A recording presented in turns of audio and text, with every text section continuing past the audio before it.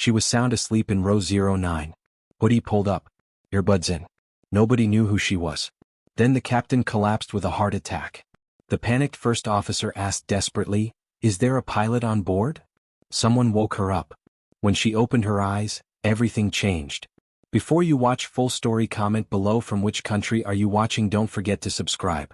The red-eye flight from Los Angeles to New York was half empty that Tuesday night. Most passengers were business travelers trying to catch some sleep before early morning meetings. A few tourists dozed with neck pillows and eye masks. The cabin was dark except for a handful of reading lights and the soft glow of phone screens. In row 09, seat C, a woman slept deeply. Her name was Amanda Chin, though nobody on the flight knew that. She had her hoodie pulled up over her head, earbuds in, completely disconnected from the world around her. Her small carry-on bag was stuffed under the seat in front of her. She looked like any other exhausted traveler, maybe in her early 30s, catching whatever rest she could on the long overnight flight. Amanda had boarded last, rushing through the gate just before they closed the door. She had been awake for nearly 20 hours, finishing up a consulting job in Los Angeles that had run way longer than planned. She barely remembered finding her seat before exhaustion took over. Within 5 minutes of takeoff, she was sound asleep, her head resting against the window. The flight attendants had walked past her several times during the first hour of the flight. One had gently touched her shoulder to ask if she wanted anything to drink, but Amanda had mumbled something incoherent and gone right back to sleep. They decided to let her rest. Some passengers just needed sleep more than service. What nobody on that plane knew, what the crew had no way of knowing, was that Amanda Chin was actually Captain Amanda Chin, a commercial airline pilot with 15 years of experience. She had logged over 12,000 flight hours, flown everything from small regional jets to massive international airliners, and held instructor certifications for multiple aircraft types. But she wasn't working tonight. She was deadheading home after finishing a trip, just another passenger trying to get some rest. Amanda had specifically chosen not to identify herself to the crew when she boarded. Pilots flying as passengers often did that. It meant the working crew wouldn't feel like they were being watched or judged. It meant Amanda could actually relax instead of talking shop for 6 hours. And honestly, after the grueling day she had just finished, she wanted nothing more than to sleep and not think about flying. She had changed out of her uniform before leaving LAX, stuffing it into her bag and pulling on comfortable jeans and a hoodie. She looked nothing like a pilot. No crisp white shirt, no tie, no captain's stripes on her shoulders. Just a tired woman in casual clothes, indistinguishable from hundreds of other passengers. 2 hours into the flight, somewhere over Kansas, things started to go wrong. The captain in the cockpit, a veteran pilot named Robert Hayes, suddenly felt a sharp pain in his chest. It started as mild discomfort and escalated quickly to crushing pressure. His left arm went numb. He couldn't catch his breath. He recognized the symptoms immediately. He was having a heart attack. "I need help," he managed to say to his first officer, a younger pilot named Tom Bradley. "Something's wrong. Bad chest pain. Can't breathe properly." The color had drained from his face and sweat was beading on his forehead. Tom's eyes went wide. "Sir, are you okay? What can I do?" He had never dealt with a medical emergency involving his own captain before. The training was clear about procedures, but actually living through it was terrifying. Captain Hayes tried to stay calm, but his body was betraying him. The pain was getting worse. "You need to take control. I can't fly right now. Call for medical assistance." His voice was strained, each word an effort. Tom grabbed the controls and keyed the cabin intercom. His voice tried to sound calm but came out shaky. "Flight attendants to the cockpit immediately. We have a medical situation." Within seconds, the senior flight attendant rushed forward. Tom opened the cockpit door slightly. "The captain is having chest pain. Possible heart attack. We need any medical professionals on board and we need them now." The flight attendant went pale but nodded and hurried back into the cabin. She grabbed the PA system microphone. "Ladies and gentlemen, if there is a doctor, nurse, or any medical professional on board, please identify yourself to the flight crew immediately. This is an urgent medical situation." Several passengers woke up at the announcement. A man near the front stood up. "I'm a doctor." He made his way forward quickly. 2 flight attendants helped Captain Hayes out of his seat and into the small area behind the cockpit where the doctor could examine him. The captain's condition was clearly serious. The doctor listened to his heart, checked his pulse, and looked at the flight attendants with grave concern. "He needs to get to a hospital immediately. This is a cardiac event. He needs emergency care." The doctor's voice was quiet but urgent. Back in the cockpit, Tom was alone now, flying the plane by himself. He had thousands of hours of experience, but he had always flown with another qualified pilot beside him. Now he was by himself, responsible for nearly 200 souls, with his captain incapacitated and still hours away from their destination. He radioed air traffic control. "This is Flight 447, we have a medical emergency. Captain is incapacitated with possible heart attack. First officer is flying solo. Request priority handling and information on nearest suitable airport for emergency landing." The controller's voice came back immediately, all business but with an edge of concern. "Flight 447, roger. We're checking airports now. Stand by." Then after a pause. 447, nearest suitable airport is Kansas City, approximately 40 minutes at your current speed. We're clearing traffic for your approach. What is your status? Can you continue flight operations?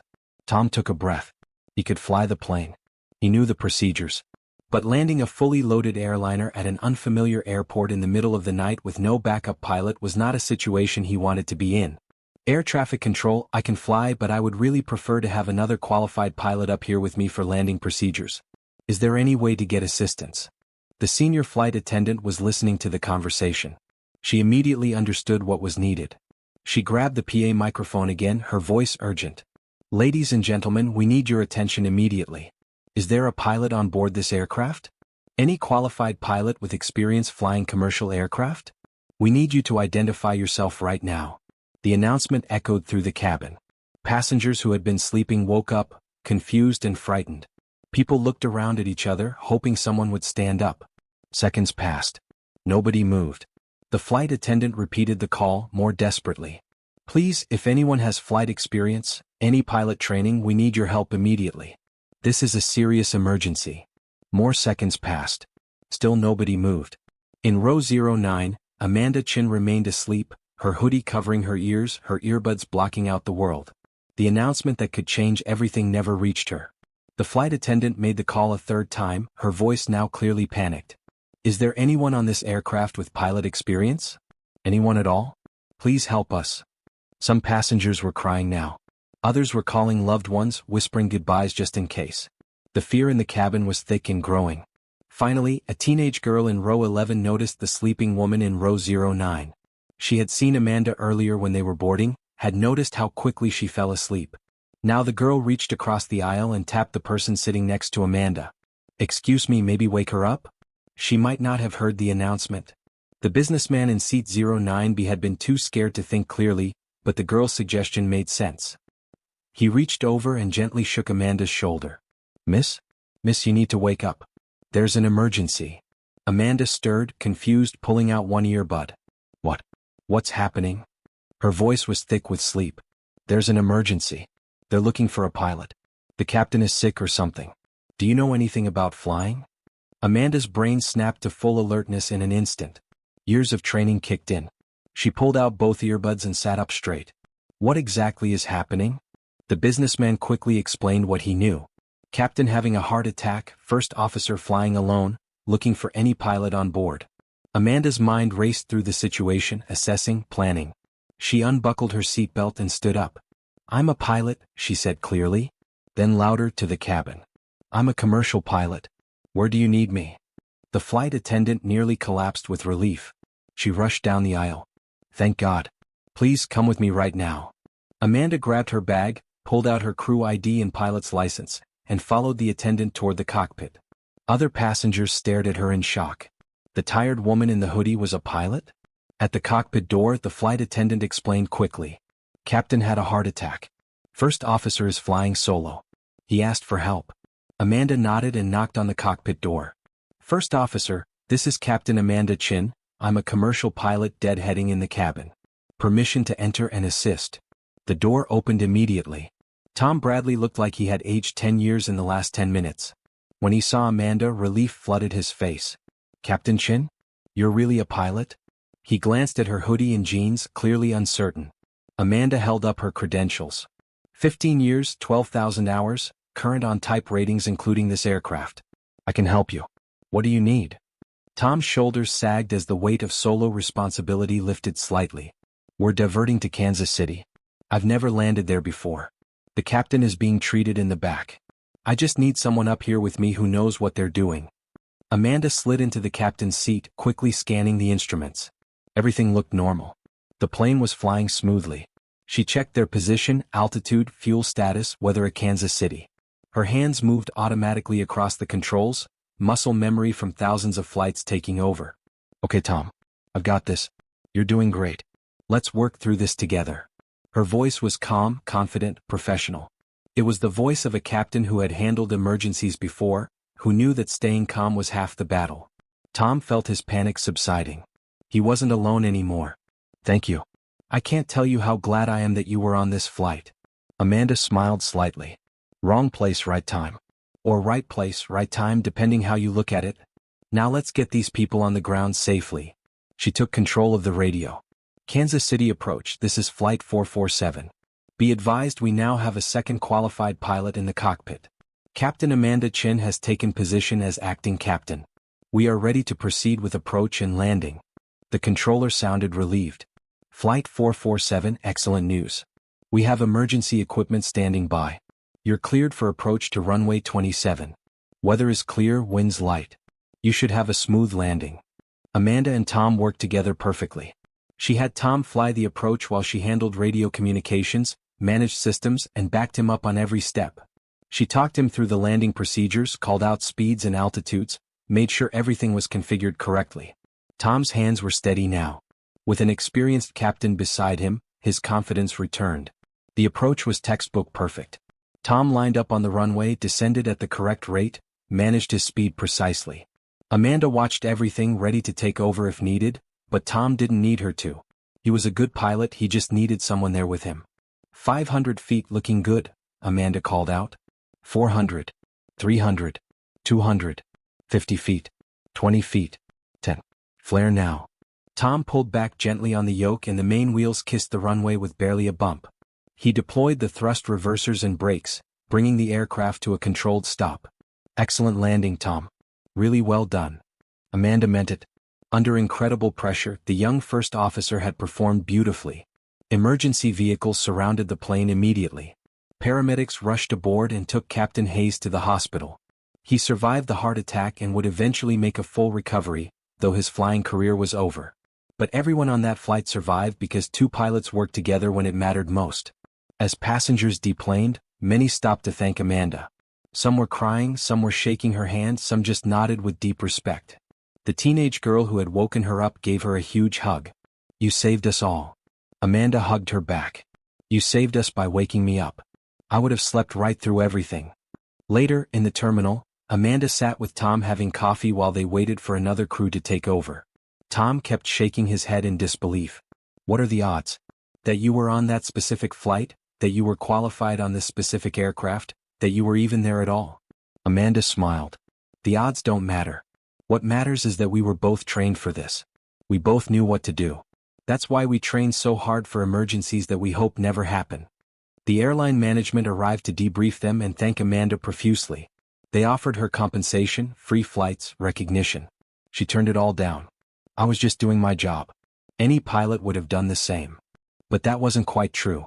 Not every pilot could have walked into that situation cold, in the middle of the night, after being sound asleep, and performed flawlessly. It took experience, training, skill, and a calm head under pressure.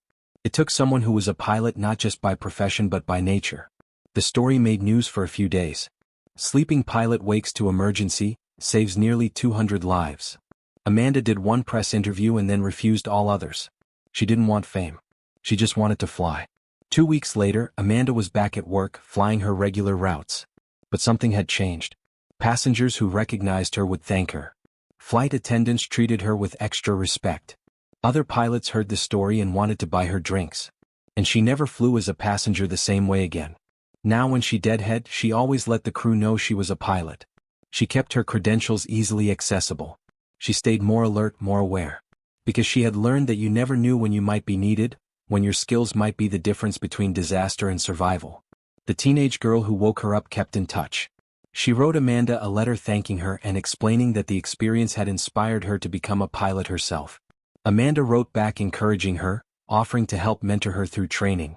Years later, that girl would graduate from flight school and become a commercial pilot, inspired by the woman who had been sleeping in row 09. Tom Bradley and Amanda stayed friends. They flew together occasionally when their schedules aligned. Tom never forgot the lesson he learned that night. That help can come from the most unexpected places, that heroes don't always look like heroes, and that the person sitting in row 09 wearing a hoodie might just be the most qualified person on the entire aircraft. Amanda kept flying for another 20 years before retiring. She trained hundreds of new pilots, always telling them the story about the night she almost slept through an emergency. Always be ready, she would say. You never know when someone will need you. And sometimes the call for help comes when you least expect it. She was asleep in row 09 that night. Just another tired passenger trying to get some rest. But when the captain asked if there was a pilot on board, she woke up and became exactly what everyone needed her to be. A calm professional. An experienced captain. A steady hand in a crisis. A reminder that sometimes the help we need is closer than we think, sleeping quietly in row 09, waiting to be called upon to do what they were trained to do.